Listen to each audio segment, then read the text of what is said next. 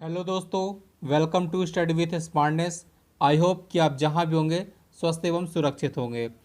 तो इसी आशा के साथ चलिए स्टार्ट करते हैं आज का वीडियो। और आज की वीडियो में हम बात करने वाले हैं इतिहास के टॉप 30 क्वेश्चंस के बारे में, जो कि आपके एग्ज़ाम्स के लिए बहुत ही ज़्यादा इम्पॉर्टेंट हैं और आपके लिए हेल्पफुल रहेंगे।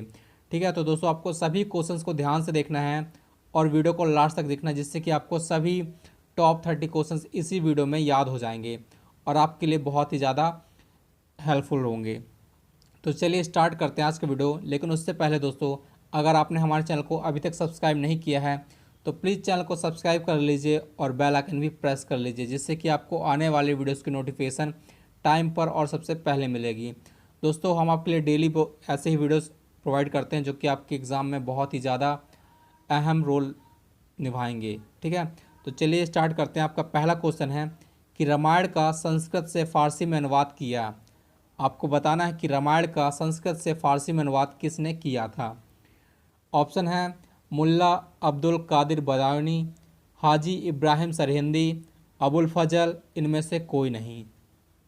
तो रामायण का संस्कृत से फारसी में अनुवाद किया था जो, वो है ऑप्शन नंबर आपका ए, मुल्ला अब्दुल कादिर बदायूनी। दोस्तों संस्कृत से फारसी में अनुवाद किया था इन्होंने, और यह अकबर के दरबार में रहते थे। दोस्तों इन्होंने ही, अब्दुल कादिर बदायूनी ने ही सिंहासन बत्तीसी का भी अनुवाद किया था।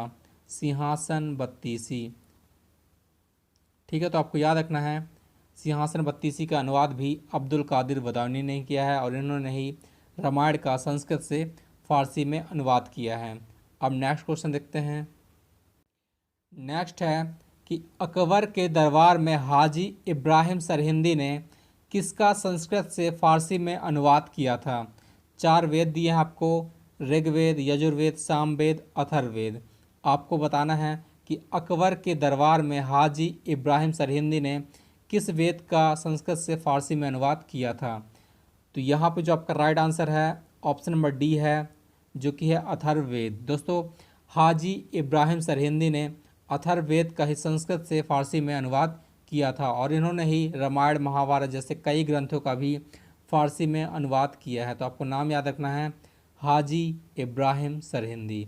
नेक्स्ट क्वेश्चन देखते हैं। अब नेक्स्ट है कि लाल किले में मोती मस्जिद किसने बनवाई। लाल किले में मोती मस्जिद किसने बनवाई या फिर किसने उसका निर्माण करवाया। तो ऑप्शन है अकबर, जहांगीर, औरंगजेब, शाहजहां। लाल किले में मोती मस्जिद किसने बनवाई, और यहाँ पे जो आपका राइट आंसर है औरंगजेब। दोस्तों लाल किले में जो मोती मस्जिद है उसका निर्माण औरंगजेब ने ही करवाया था। ठीक है, औरंगजेब 1658 से लेकर 1707 तक इसने शासन किया था। ठीक है, नेक्स्ट क्वेश्चन देखते हैं। अब नेक्स्ट है कि इबादत खाना किस लिए बनवाया गया था। दोस्तों इबादत खाना किस लिए बनवाया गया था। तो ऑप्शन है धर्मों की चर्चा के लिए, राज्य की चर्चा के लिए, लोगों से बातचीत करने के लिए, या फिर इनमें से कोई नहीं। तो दोस्तों इबादत खाना ऑप्शन नंबर आपका है सही ए, धर्मों की चर्चा के लिए ही इबादत खाना बनवाया गया था। अब यदि बात करें कि इबादत खाना किसने बनवाया था, तो अकबर ने। दोस्तों अकबर ने ही इबादत खाने को बनवाया था और इसमें सभी धर्मों की चर्चा के लिए बनवाया गया था। इसमें दोस्तों अकबर सभी धर्मों के जो विद्वान होते थे उनसे चर्चा करता था। ठीक है, तो इबादत खाना सभी धर्मों की चर्चा के लिए बनाया गया था। नेक्स्ट क्वेश्चन देखते हैं। नेक्स्ट है किसने सिक्कों पर कलमा खुदवाना बंद कर दिया। किसने सिक्कों पर कलमा खुदवाना बंद कर दिया था। तो ऑप्शन है अकबर, जहांगीर, शाहजहां, या फिर औरंगजेब। तो यहाँ पे जो आपका राइट आंसर है ऑप्शन नंबर डी है दोस्तों, औरंगजेब। औरंगजेब ने ही सिक्कों पर कलमा खुदवाना बंद कर दिया था। नेक्स्ट क्वेश्चन देखते हैं। नेक्स्ट है किस युद्ध से शेरशाह सूरी को अपना सूरी साम्राज्य स्थापित करने में मदद मिली थी। किस युद्ध से शेरशाह सूरी को अपना सूरी साम्राज्य स्थापित करने में मदद मिली। तो ऑप्शन है चौसा का युद्ध, कन्नौज का युद्ध, बिलग्राम का युद्ध या फिर इनमें से कोई नहीं।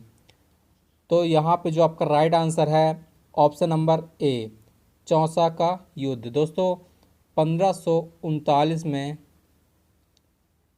चौसा का युद्ध हुआ था, जो कि शेरशाह सूरी और हुमायूं के बीच हुआ था, जिसमें हुमायूं की हार हो जाती है और यहीं से शेरशाह सूरी को सूरी साम्राज्य स्थापित करने में मदद मिलती है। तो आपको याद रखना है चौसा का युद्ध 1539। ठीक है, नेक्स्ट क्वेश्चन देखते हैं अब। नेक्स्ट है, कुषाणों के बाद काबुल और कंधार किस भारतीय राजा ने जीता? कुषाणों के बाद काबुल और कंधार किस भारतीय राजा ने जीता था? तो ऑप्शन है बाबर, अकबर, औरंगजेब या फिर हुमायूं। तो यहाँ पे जो आपका राइट आंसर है कि कुषाणों के बाद काबुल और कंधार किस राजा ने जीता था, भारतीय राजा ने? ऑप्शन नंबर ए, बाबर ने। दोस्तों बाबर ने जीता था कुषाणों के बाद काबुल और कंधार को। ठीक है, तो आपको याद रखना है बाबर, जो कि मुगल वंश का संस्थापक था भारत में। नेक्स्ट क्वेश्चन देखते हैं। नेक्स्ट है कि राजा टोडरमल शुरुआत में किसके मंत्री थे? राजा टोडरमल शुरुआत में किसके मंत्री थे? और आपके पास ऑप्शन है अकबर, शेरशाह सूरी, जहांगीर या फिर औरंगजेब। तो राजा टोडरमल हैं जो, वह शुरुआत में, ऑप्शन नंबर बी है आपका जो, शेरशाह सूरी। दोस्तों शेरशाह सूरी के ही मंत्री थे शुरुआत में, और बाद में वह अकबर के मंत्री हुए थे। ठीक है दोस्तों, अकबर के 9 रत्नों में से एक थे राजा टोडरमल, लेकिन शुरुआत में वह शेरशाह सूरी के मंत्री थे। ठीक है, तो आपको याद रखना है शेरशाह सूरी। नेक्स्ट क्वेश्चन देखते हैं। नेक्स्ट है कि शेरशाह सूरी ने किसके सिक्के चलवाए? शेरशाह सूरी ने किसके सिक्के चलवाए? ऑप्शन है सोने और चांदी के, सोने और तांबे के, तांबे और चांदी के, या फिर डी है सोने, चांदी और तांबे तीनों के। शेरशाह सूरी ने किसके सिक्के चलवाए? तो यहाँ पे जो आपका राइट आंसर है दोस्तों, ऑप्शन नंबर डी है, जो कि है सोने, चांदी और तांबे तीनों के। शेरशाह सूरी ने तीनों के सिक्के चलवाए थे। दोस्तों ऑप्शन नंबर डी आपका है, जो सोने, चांदी और तांबे तीनों के सिक्के ही शेरशाह सूरी के द्वारा चलवाए गए थे। नेक्स्ट क्वेश्चन देखते हैं। नेक्स्ट है कि अंग्रेजों के समय प्रयोग की जाने वाली रैयतवाड़ी व्यवस्था किसके द्वारा शुरू की गई थी? दोस्तों आपका क्वेश्चन है कि अंग्रेजों के समय प्रयोग की जाने वाली रैयतवाड़ी व्यवस्था किसके द्वारा शुरू की गई थी? ऑप्शन है शेरशाह सूरी, अकबर, औरंगजेब या फिर जहांगीर। तो यहाँ पे जो आपका राइट आंसर है ऑप्शन नंबर ए है दोस्तों, जो कि है शेरशाह सूरी। जो वास्तव में रैयतवाड़ी व्यवस्था है वह शेरशाह सूरी के द्वारा ही शुरू की गई थी, जो कि दोस्तों यह सूरी साम्राज्य के संस्थापक थे। 1540 से लेकर 1545 तक इन्होंने सूरी साम्राज्य में शासन किया था। ठीक है, तो आपको याद रखना है 1540 से 1545 तक शेरशाह सूरी सूर्य वंश के राजा थे, लेकिन दोस्तों इन्होंने ही रैयतवाड़ी व्यवस्था की शुरुआत की थी, जो कि बाद में अंग्रेज़ों ने इसका उपयोग किया था। नेक्स्ट क्वेश्चन देखते हैं। नेक्स्ट है कि इलाहाबाद का किला किसने बनवाया था? इलाहाबाद का किला किसने बनवाया था? तो ऑप्शन है अकबर, जहांगीर, शाहजहां या फिर औरंगजेब। तो यहाँ पे जो राइट आंसर है कि इलाहाबाद का किला, ऑप्शन नंबर ए, अकबर। दोस्तों अकबर के द्वारा ही बनवाया गया था इलाहाबाद का किला। इलाहाबाद का नाम अब प्रयागराज कर दिया गया है। तो आपको याद रखना है कि इलाहाबाद का जो किला है वह अकबर ने बनाया है। यदि आपसे क्वेश्चन पूछा जाता है कि प्रयागराज का किला किसने बनवाया, तो वह भी आपका अकबर ही होगा। ठीक है, नेक्स्ट क्वेश्चन देखते हैं। नेक्स्ट है कि अकबर के समय प्रशासनिक और राजस्व वसूली के लिए कौन सी इकाई थी? अकबर के समय प्रशासनिक और राजस्व वसूली के लिए कौन सी इकाई थी? ऑप्शन है आपके पास सूबा, परगना, ग्राम, इनमें से कोई नहीं। तो यहाँ पे जो आपका राइट आंसर है कि अकबर के समय प्रशासनिक और राजस्व वसूली के लिए जो इकाई थी उसका नाम था ऑप्शन नंबर ए, दोस्तों सूबा। अकबर के टाइम पर सूबा जो था वह राज्य की इकाई होती थी। दोस्तों सूबा राज्य की इकाई होती थी और यहीं से ही वह प्रशासनिक और राजस्व की वसूली करता था। ठीक है, तो आपको याद रखना है सूबा। नेक्स्ट क्वेश्चन देखते हैं। नेक्स्ट है कि अकबर के राज्यकाल के दौरान पंचमहल, बुलंद दरवाज़ा, अकबर के मकबरे और अकबर के राज्य की राजधानी में क्या क्या एक जगह पर थी। दोस्तों आपसे पूछा गया है कि जो चार दिए हैं, पंचमहल, बुलंद दरवाज़ा, अकबर के मकबरे और अकबर की जो राज्य की राजधानी थी, इनमें से कौन सी चीज़ें एक ही जगह पर थी। तो यहाँ पे ऑप्शन आपके पास पंचमहल और अकबर का मकबरा, बुलंद दरवाज़ा, पंचमहल और अकबर का मकबरा, सी है बुलंद दरवाज़ा, अकबर की राजधानी और पंचमहल, और डी है अकबर का मकबरा और राजधानी। तो दोस्तों यहाँ पे जो आपका राइट आंसर है कि अकबर के राज्यकाल के दौरान कौन कौन सी चीज़ें एक जगह पर थी, तो ऑप्शन नंबर सी है आपका जो बुलंद दरवाज़ा, अकबर की राजधानी और पंचमहल। दोस्तों जो अकबर की राजधानी थी वह उत्तर प्रदेश में फतेहपुर सीकरी थी, और वहीं पर इन्होंने गुजरात की विजय के उपलक्ष्य में बुलंद दरवाज़ा का निर्माण करवाया था, और वहीं पर ही पंचमहल था। ठीक है, तो बुलंद दरवाज़ा, अकबर की राजधानी और पंचमहल, ये तीनों ही एक जगह पर थी, और वह थी फतेहपुर सीकरी। ठीक है, तो आपको याद रखना है फतेहपुर सीकरी में ही बुलंद दरवाज़ा है, और अकबर की राजधानी भी, और पंचमहल, ये तीनों ही फतेहपुर सीकरी में है। नेक्स्ट क्वेश्चन देखते हैं आप। नेक्स्ट है कि हुमायूं का जन्म कहाँ हुआ। दोस्तों हुमायूं का जन्म कहाँ हुआ था। ऑप्शन है आगरा, दिल्ली, काबुल, इनमें से कोई नहीं। तो यहाँ पे जो आपका राइट आंसर है कि हुमायूं का जन्म हुआ था ऑप्शन नंबर सी, काबुल में। दोस्तों जो हुमायूं था वह बाबर का पुत्र था, और इसका जन्म कहाँ हुआ था, काबुल में। तो आपको याद रखना है काबुल।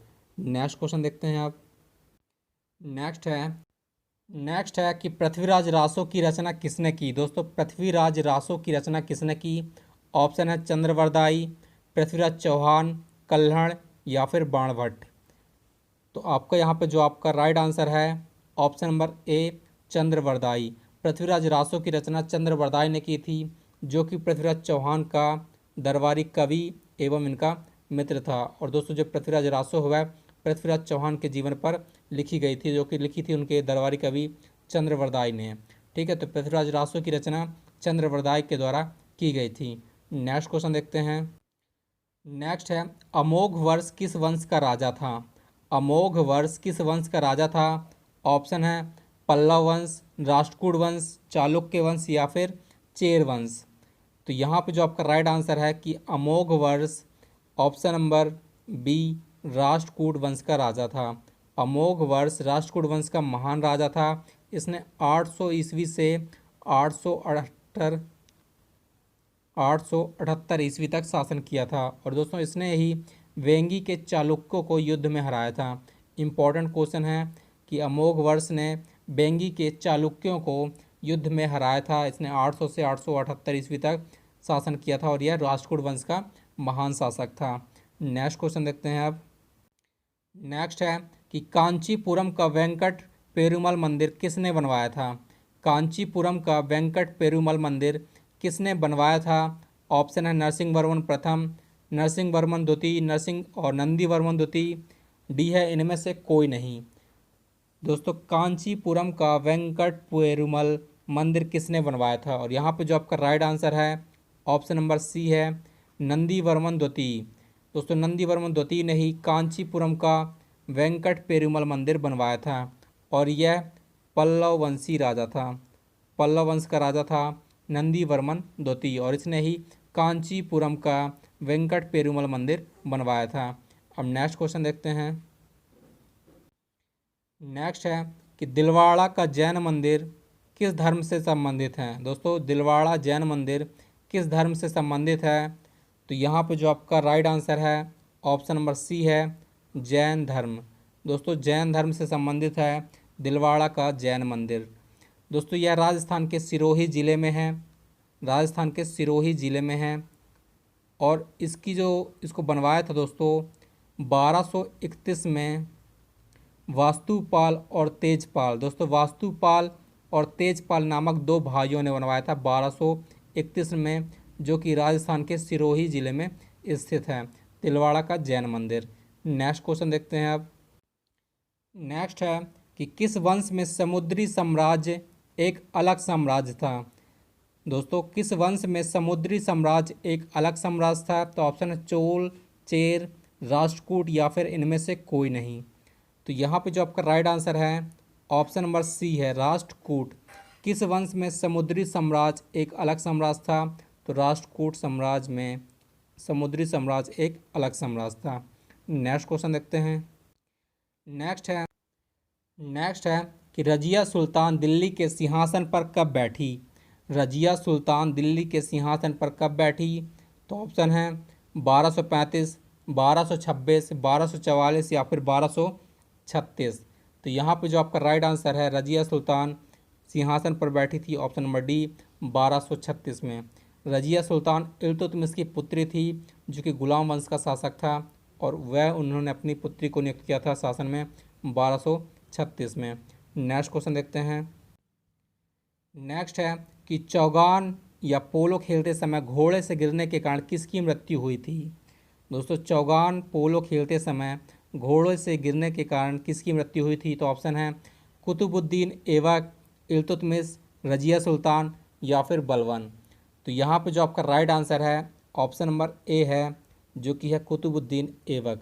कुतुबुद्दीन ऐबक की ही मृत्यु हुई थी चौगान या पोलो खेलते समय घोड़े से गिरने की वजह से। दोस्तों, यह गुलाम वंश का संस्थापक था, ठीक है, और इसने 1206 में दिल्ली सल्तनत में गुलाम वंश की स्थापना की थी, और इसकी मृत्यु 1210 में पोलो खेलते हुए हो गई थी, ठीक है। चलिए नेक्स्ट क्वेश्चन देखते हैं आप। नेक्स्ट है कि मान्यखेट किस वंश की राजधानी थी? दोस्तों, कई जगह यह मान्यखेट भी मिलता है और मान्यखेत भी है। तो मान्यखेत की किस वंश की राजधानी थी? तो ऑप्शन है चोल, चेर, राष्ट्रकूट या फिर होयसल। तो यहाँ पे जो आपका राइट आंसर है Manyakhet, option number C, Rashtrakuta Rashtrakuta वंश की राजधानी थी मान्यखेत, ठीक है, राष्ट्रकूट। दोस्तों, वर्तमान में मान्यखेत को मालखेड़ के नाम से जाना जाता है, मालखेड़, ठीक है, मालखेड़ के नाम से जाना जाता है मान्यखेत को। नेक्स्ट क्वेश्चन देखते हैं। नेक्स्ट है कि मुगल साम्राज्य, दोस्तों मुगल साम्राज्य की शुरुआत किस वर्ष हुई थी? तो ऑप्शन है 1520, 1522, 1538 या फिर 1526। मुगल साम्राज्य की शुरुआत किस वर्ष हुई थी? तो ऑप्शन नंबर आपका है जो डी 1526। मुगल साम्राज्य की शुरुआत 1526 में हुई थी दोस्तों, पानीपत के प्रथम युद्ध में। जब पानीपत का प्रथम युद्ध हुआ था बाबर और इब्राहिम लोदी के बीच में, यहीं से मुगल वंश की शुरुआत हुई थी, जिसमें इब्राहिम लोदी को पराजित कर दिया था बाबर ने और मुगल वंश की शुरुआत कर दी थी। चलिए नेक्स्ट क्वेश्चन देखते हैं। नेक्स्ट है कि द्वार समुद्र किस वंश की राजधानी थी? दोस्तों, द्वार समुद्र किस वंश की राजधानी थी? ऑप्शन है होयसल, पांडे, चेर, चोल। तो यहाँ पे जो आपका राइट आंसर है दोस्तों, द्वार समुद्र होयसल वंश की राजधानी थी, होयसल। चलिए नेक्स्ट क्वेश्चन देखते हैं। नेक्स्ट है कि जहांगीर महल किस किले में है? दोस्तों, जहांगीर महल किस किले में स्थित है? तो ऑप्शन आपके पास आगरा किले में, लाल किले में, लाहौर किले में या फिर इनमें से कोई नहीं। और यहाँ पे जो आपका राइट आंसर है जहांगीर महल, ऑप्शन नंबर ए, आगरा के किले में स्थित है, आगरा के किले में। दोस्तों, आगरा के किले को अकबर के द्वारा बनवाया गया था और यहीं पर ही है जहांगीर महल। चलिए नेक्स्ट क्वेश्चन देखते हैं आप। नेक्स्ट है कि बाबरनामा का चगताई से फारसी में अनुवाद किसने किया? बाबरनामा का चगताई से फारसी में अनुवाद किसने किया? ऑप्शन है अब्दुल रहीम खान खाना, बैरम खान, अबुल फजल या फिर इनमें से कोई नहीं। तो यहाँ पे जो आपका राइट आंसर है कि बाबरनामा का फारसी में अनुवाद किया था ऑप्शन नंबर ए, अब्दुल रहीम खान खाना ने। दोस्तों, अब्दुल रहीम खान खाना ने ही बाबर की जो आत्मकथा थी तुझके बाबरी, दोस्तों बाबर ने चगताई भाषा में अपनी आत्मकथा लिखी थी तुझके ए बाबरी, जिसका फारसी में अनुवाद किया था अब्दुल रहीम खान खाना ने। यह अकबर के 9 रत्नों में से एक था और यह दोस्तों यह बैरम खान का पुत्र था, अब्दुल रहीम खान खाना ने, ठीक है, और यही बाबरनामा का फारसी में अनुवादक था। चलिए नेक्स्ट क्वेश्चन देखते हैं। नेक्स्ट है कि भारतीयों को इस्लाम के बारे में जानकारी कैसे मिली। भारतीयों को इस्लाम के बारे में जानकारी कैसे मिली? तो ऑप्शन है सिंध के 712 के आक्रमण से, मालाबार में अरब व्यापारियों से, 11वीं सदी के तुर्क आक्रमण से, या फिर उपरोक्त सभी। तो यहाँ पे जो आपका राइट आंसर है ऑप्शन नंबर बी है, मालाबार में अरब व्यापारियों से। भारतीयों को इस्लाम के बारे में सर्वप्रथम जानकारी मालाबार में जो अरब व्यापारी थे उनसे ही प्राप्त हुई थी। ठीक है, चलिए नेक्स्ट क्वेश्चन देखते हैं। नेक्स्ट है कि पुर्तगालियों ने अपनी पहली कोठी कहाँ खोली थी। पुर्तगालियों ने पहली कोठी कहाँ खोली थी? तो ऑप्शन है कोचीन, सूरत, गोवा, कन्नौर। तो यहाँ पे जो आपका राइट आंसर दोस्तों ऑप्शन नंबर ए, कोचीन। पुर्तगालियों ने अपनी पहली कोठी कोचीन में ही खोली थी। ठीक है, नेक्स्ट क्वेश्चन देखते हैं। नेक्स्ट है कि किस मुगल राजा को रोशन अख्तर कहा जाता है। किस मुगल राजा को रोशन अख्तर कहा जाता है? तो ऑप्शन है अहमद शाह, मोहम्मद शाह, जहांगीर शाह, या फिर शाह आलम। तो दोस्तों यहाँ पे जो आपका राइट आंसर है option number B, Mohammad Shah Rangila को ही रोशन अख्तर के नाम से जाना जाता है। ठीक है, मोहम्मद शाह रंगीला। दोस्तों इसने मुग़ल साम्राज्य में 1719 से लेकर 1748 तक शासन किया था और इनको ही रोशन अख्तर के नाम से भी जाना जाता है। नेक्स्ट क्वेश्चन देखते हैं। नेक्स्ट है कि मराठा साम्राज्य में पैदल सेना में सबसे कम रैंक किसकी थी। मराठा साम्राज्य में जो पैदल सेना में उसमें सबसे कम रैंक किसकी थी? तो ऑप्शन है नायक, जुमलदार, हवलदार, या फिर हजारी। तो यहाँ पे जो आपका राइट आंसर है दोस्तों ऑप्शन नंबर सी है, हवलदार। मराठा साम्राज्य में जो पैदल सेना थी उसमें सबसे कम रैंक थी हवलदार की। ठीक है, तो दोस्तों आपको याद रखना है हवलदार। चलिए दोस्तों, तो ये रहे आज के आपके टॉप 30 क्वेश्चन जो कि आपके एग्जाम्स के लिए बहुत ही ज़्यादा हेल्पफुल होंगे। तो दोस्तों आपको पूरे वीडियोस को ध्यान से एक दो बार रिवाइज कर लेना, जिससे आपको सभी क्वेश्चंस इसी वीडियो में याद हो जाएंगे। तो दोस्तों चलिए मिलते हैं नेक्स्ट वीडियो में, तब तक के लिए धन्यवाद।